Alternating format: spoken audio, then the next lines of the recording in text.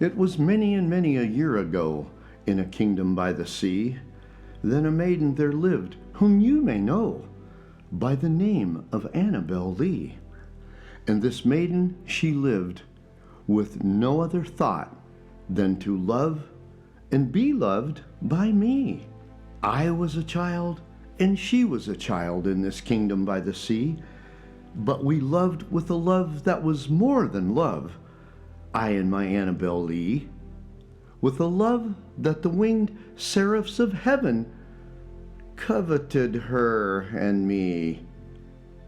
And this was the reason that, long ago in this kingdom by the sea, a wind blew out of a cloud, chilling my beautiful Annabel Lee, so that her highborn kinsman came and bore her away from me, to shut her up in a sepulchre in this kingdom by the sea. The angels, not half so happy in heaven, went envying her and me. Yes, that was the reason, as all men know in this kingdom by the sea, that the wind came out of the cloud by night, chilling and killing my Annabel Lee. But our love, it was stronger by far than the love of those who were older than we, of many far wiser than we. And neither the angels in heaven above, nor the demons down under the sea, can ever dissever my soul from the soul of the beautiful Annabel Lee. For the moon never beams without bringing me dreams of the beautiful Annabel Lee, and the stars never rise but I feel the bright eyes of the beautiful Annabel Lee. And so, all the night tide, I lie down by the side of my darling, my life and my bride, in her sepulchre there by the sea, in her tomb by the sounding sea.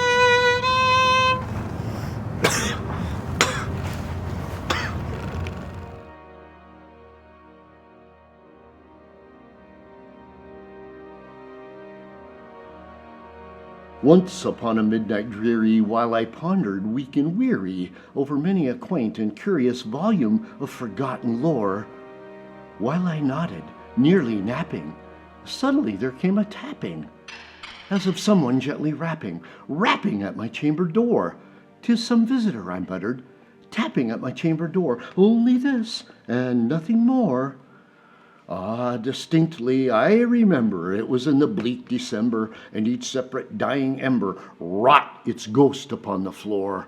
Eagerly I wished the morrow, vainly I had sought to borrow from my books surcease of sorrow, sorrow for the lost Lenore, for the rare and radiant maiden whom the angels named Lenore, nameless here forevermore.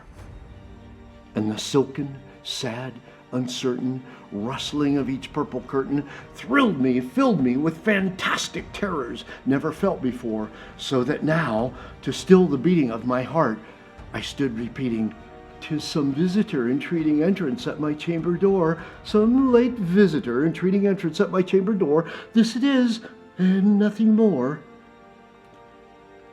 Presently, my soul grew stronger, hesitating, then no longer. "Sir," said I, "or madam, truly, your forgiveness I implore, but the fact is I was napping, and so gently you came rapping, and so faintly you came tapping at my chamber door. that I scarce was sure I heard you. Here I opened wide the door, darkness there, and nothing more. Deep into that darkness peering, long I stood there, wondering, fearing, doubting, dreaming dreams no mortal ever dared to dream before. But the silence was unbroken, and the stillness gave no token, and the only word there spoken was the whispered word, Lenore. This I whispered, and an echo murmured back the word, Lenore. Merely this, and nothing more.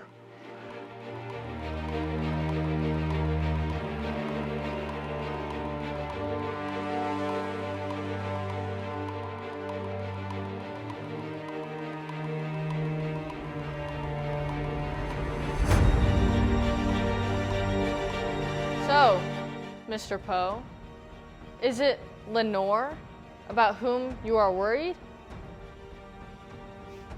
It is, isn't it? Back into the chamber turning, all my soul within me burning. Soon again I heard a tapping, somewhat louder than before. Surely, said I, surely that is something at my window lattice. Let me see then what thereat is, and this mystery explore.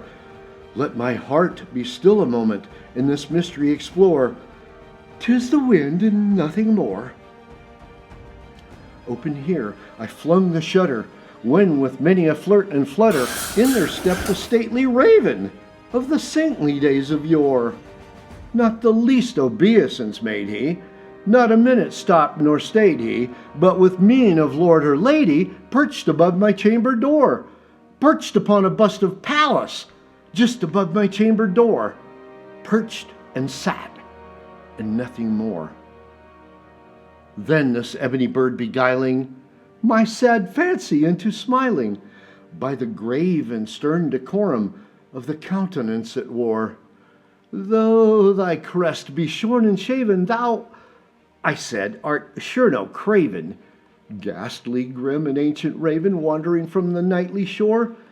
Tell me what thy lordly name is on the night's Plutonian shore. Quoth the raven, Nevermore. Much I marveled this ungainly fowl to hear discourse so plainly, though its answer little meaning, little relevancy bore. For we cannot help agreeing that no living human being ever yet was blessed with seeing bird above his chamber door, bird or beast upon the sculptured bust above his chamber door, with such name as Nevermore. But the raven, sitting lonely on the placid bust, spoke only that one word, as if his soul in that one word he did outpour. Nothing further than he uttered, not a feather than he fluttered, till I scarcely more than muttered, Other friends have flown before. On the morrow he will leave me, as my hopes have flown before. Then the bird said, Nevermore. Startled at the stillness broken by reply so aptly spoken. Doubtless, said I, what it utters is its only stock and store, caught from some unhappy master, whom unmerciful disaster followed fast and followed faster, till his songs one burden bore, till the dirges of his hope that melancholy burden bore of nevermore. You failed in college.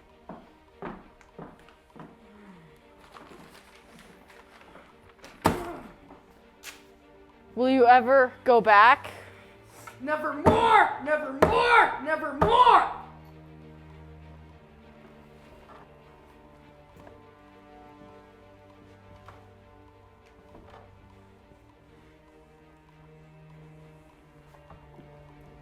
You went into business, stole money from your partner.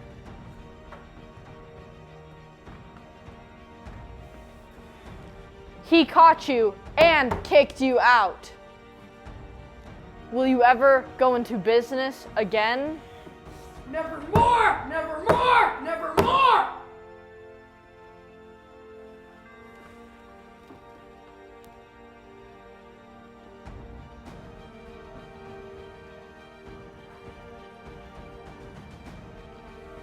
You married a rich lady.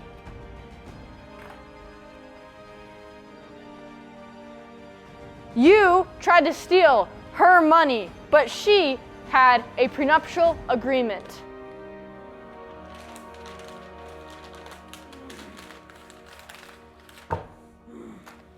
She divorced you. Will you ever marry again? Nevermore! Nevermore! Nevermore! And you think that is why the bird says nevermore? Oh, Poe, you know better than that. You know better.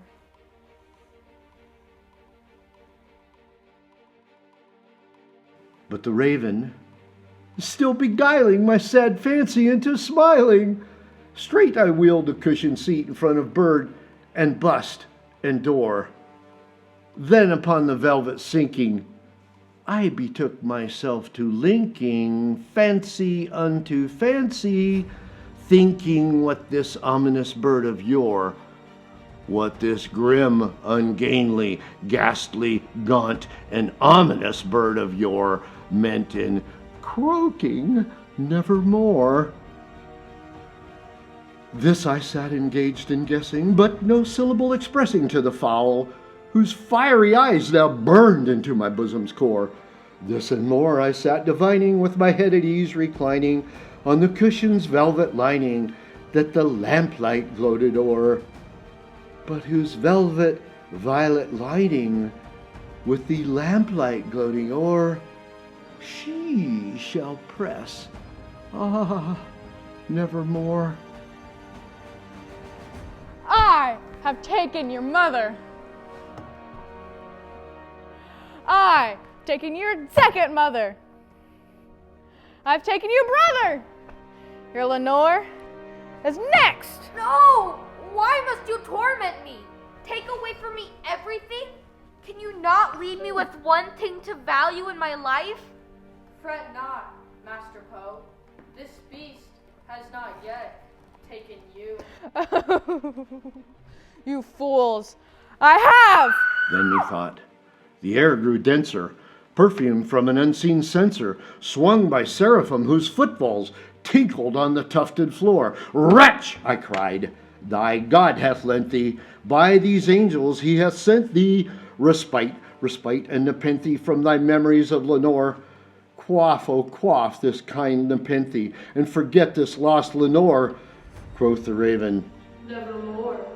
Prophet, said I, thing of evil, prophet still, if bird or devil, whether tempter sent or whether tempest tossed thee here ashore, desolate yet all undaunted, on this desert land enchanted, on this home by horror haunted, tell me truly, I implore, is there balm in Gilead?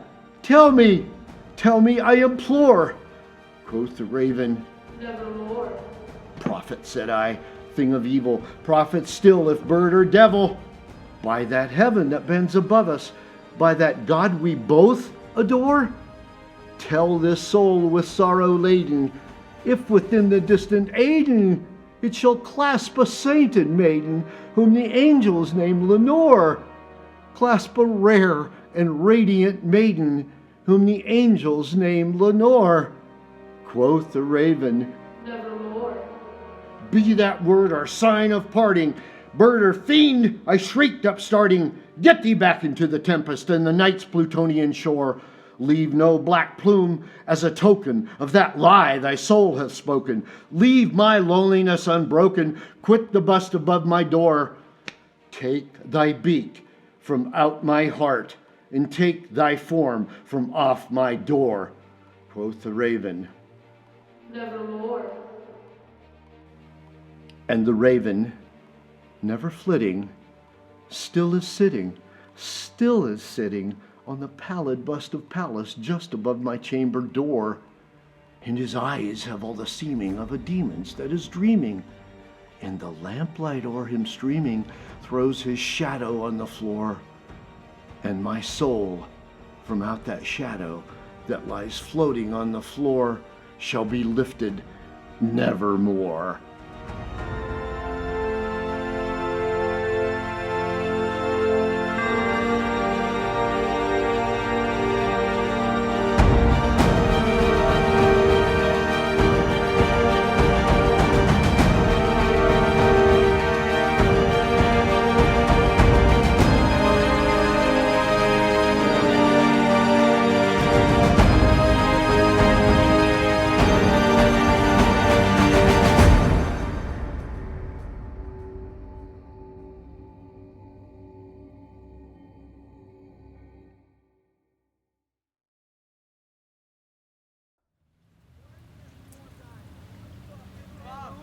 He's been bludgeoned. Get away from there! Get away from there! What is it? What's the matter with you? Get away from there! I said get away from there! That's it! Wake up! I can't see! I can't see! Do we know this guy? No, I don't know him. Wait, wait.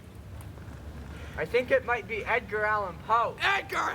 No, this is not him. The guy's a tramp.